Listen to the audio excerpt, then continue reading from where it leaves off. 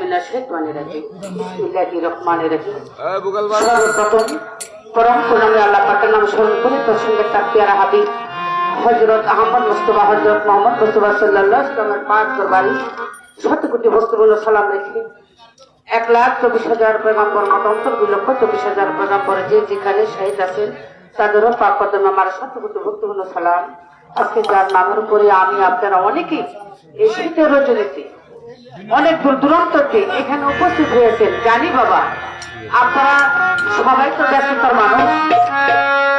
ব্যস্ততার মধ্যেও কিছু সময় দিতে হয় ওলিয়া উলিয়ার দরবারে, ওলিয়া উলিয়ার নামে ওলিয়া উলিয়ার দরবারে যদি খাস নিয়তে